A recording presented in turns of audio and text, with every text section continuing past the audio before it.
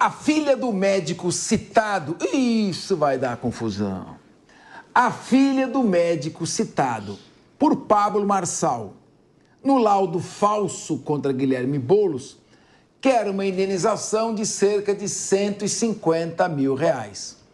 Carla Maria de Oliveira Souza abriu uma ação por danos morais contra Marçal por ter usado o nome do seu pai já falecido para atacar o candidato à prefeitura de São Paulo, que é o Guilherme Boulos. A ação aponta crimes como falsidade ideológica e calúnia cometidos pelo empresário. Deise Ciocari, que hospício, pelo amor de Deus. Falsidade ideológica ocorre quando há uma alteração no conteúdo. O documento não é alterado, quer dizer, a perícia não pega, porque não houve uma alteração no documento. Foi inserido um conteúdo que é falso no documento. Então seria uma falsidade ideológica ou, eventualmente, uma falsidade material, porque todo documento foi forjado. Pode ser ideológico, pode ser material também. Falsificação de documento. Né? Falsificação do documento. Agora eu pergunto, Deise Ciocari, será que a assessoria do Pablo Marçal não faz uma checagem antes de divulgar? Tinham 2 advogados muito experientes que falaram para mim que não foram ouvidos. Então, eu pergunto para você, Deise Ciocari, que loucura que é essa? Que hospício que é esse? Eu nunca vi um negócio desses, pelo menos eu nunca vi recentemente. Fala para nós, Deise, ajuda a gente a entender tudo isso. Quem me dera que conseguisse entender, Capês. Essa questão do Pablo Marçal, aliás, eu acho que a campanha toda do Pablo Marçal ela tem que ser um pouco revista, porque desde o primeiro debate, né, ele já começou com acusações, insinuações em relação aos outros candidatos, né? E eu lembro que a gente falava muito, inclusive aqui no Linha de Frente, que na última semana de uma campanha, quando você tem um empate triplo, é bem possível, os candidatos eles sempre acabam colocando um elemento surpresa no final da campanha para chamar a atenção dos eleitores para o nome deles, né? Para conseguir angariar o maior número possível de votos. O que a gente não imaginava é que aconteceria uma fake news desse tamanho, né? E aí eu entro num outro problema que a gente também sempre fala aqui no Linha de Frente, que é justamente em relação a essas fake news. Né? A gente tem aquele inquérito eterno correndo aqui no Brasil, que nunca acaba, mas a gente tem um problema primordial, que é nós não temos delimitado o que são as fake news, né? Então, qualquer um fala o que quer, aponta o que quer, como nesse caso aí do candidato Pablo Marçal, e não existe uma punição, porque a gente nem tem definido o que são essas fake news, né? Como que as fake news agem aqui no Brasil. A gente estava conversando um pouquinho antes de começar o programa, eu escrevi um livro sobre isso com um colega meu, um cientista político também, e talvez a única solução para a gente ter uma regulamentação no Brasil seja que essa discussão ela vá para o Congresso Nacional, ela tem que sair do STF, tem que ir para o Congresso Nacional, a discussão tem que ser feita lá com os parlamentares, com uma comissão especializada na casa, com os intelectuais, para que isso não ocorra. O que a gente viu nessa eleição é só um prelúdio do que vai acontecer em 2026. A gente fala tanto em inteligência artificial, mas a gente ainda não consegue resolver o primordial, que são as fake news, né? Nesse caso do Pablo Marçal, assim, reitero, durante toda a campanha, todos os outros candidatos foram alvo de fake news por parte dele e nada foi feito, né? E aí culminou com esse ato final aí. Ô Maria de Carli, esse é um exemplo que fica claro o que é fake news. Essa é uma autêntica fake news. Me perdoe a contradição. Porque é uma notícia evidentemente falsa e fabricada. Não seria o caso da gente aproveitar isso para definir o que é fake news? Porque fake news não é uma opinião com a qual eu não concorde. Fake news não é uma crítica que eu não goste. Fake news é uma coisa falsa. Essa é a típica fake news. Típica fake news é fruto de um fenômeno muito corriqueiro na nossa atual democracia digital.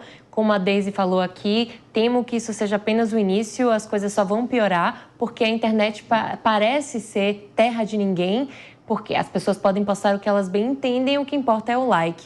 Hoje em dia, a democracia e o eleitorado digital têm um novo tipo de demanda política, né? E os candidatos que compreenderem essa lógica vão certamente se sair melhor nas disputas, que foi o caso do Marçal, né? Ele, de fato, trouxe uma nova dinâmica nessa corrida eleitoral. Apesar dele não ter ido ao segundo turno, ele chacoalhou o sistema, refez a gente pensar como política tem que ser feito, como os debates têm que ser feitos, como é que a política vai se adaptar à nova demanda do eleitor digital. E me preocupa muito, né, essa questão do apelo, né, porque os candidatos viram a importância do like, a importância de chamar atenção para isso, com conteúdos mais inflamados, principalmente mais da direita, né? A esquerda acho que ainda está correndo um pouco atrás disso. Para mim, a meu ver, ainda não tem um apelo tão forte com o eleitorado digital. Está tentando aí se identificar diante desse novo contexto. Me parece que a esquerda atualmente só serve para enxugar gelo e tentar apaziguar a situação, né? Não apresenta uma proposta mais propositiva. Eu acho que a direita se sai melhor nesse sentido, né, da democracia, de todo esse eleitorado digital, e o Marçal é uma pessoa que consegue condensar isso bastante. Mas é isso, Capês. Eu acho que tanto esse laudo falso quanto outros tipos de postagens, tweets, eles podem sim ser caracterizados como fake news, né? Não tem embasamento teórico, não tem evidências. Cadê os dados e evidências?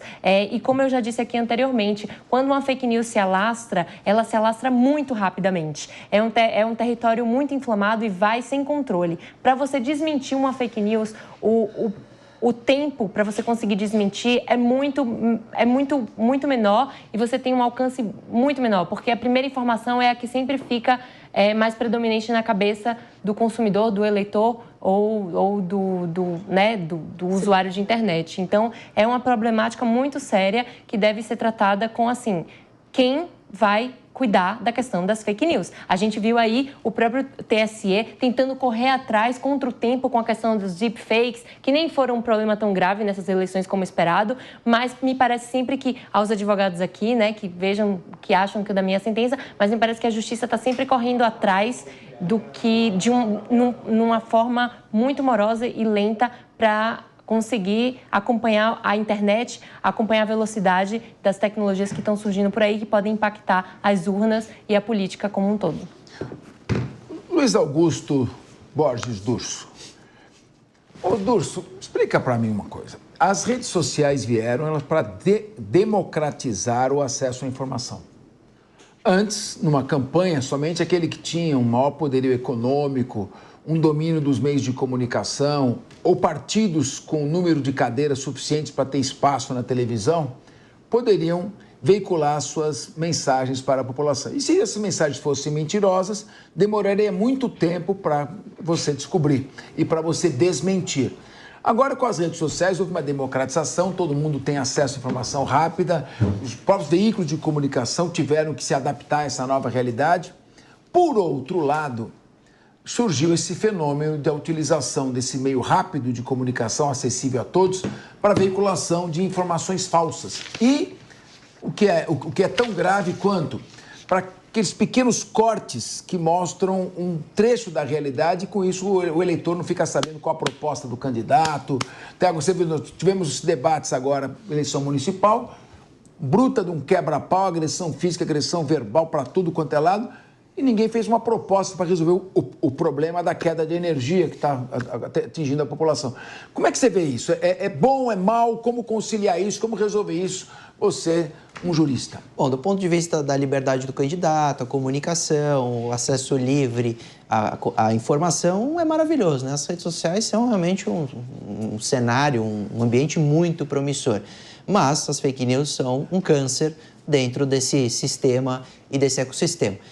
A Deise e a Maria falaram muito bem sobre fake news, as preocupações, e me permite, eu vou adentrar a notícia em si, né? Então, nós temos a situação de um laudo que foi comprovadamente laudado também, falso, um atestado que foi laudado como falso pela Polícia Civil e Polícia Federal. Então, diante dessa informação, comprova-se tecnicamente que é falso. Aí vem a notícia que a filha do médico que teria assinado o laudo falso, então que foi colocado nessa história de maneira ilícita, que ele não assinou esse laudo, já faleceu, promove já uma ação de indenização de R$150 mil. Primeira dúvida jurídica, ela pode fazer isso em nome do pai? O pai morreu, tem direito à indenização? E a justiça, né, o direito prevê a questão do dano moral reflexo. Então, como há um dano moral ao pai falecido que teria assinado esse laudo. E houve, claro, um desgaste a ele, porque ele teria assinado o laudo que foi vazado e poderia eventualmente até ter participação da família, etc.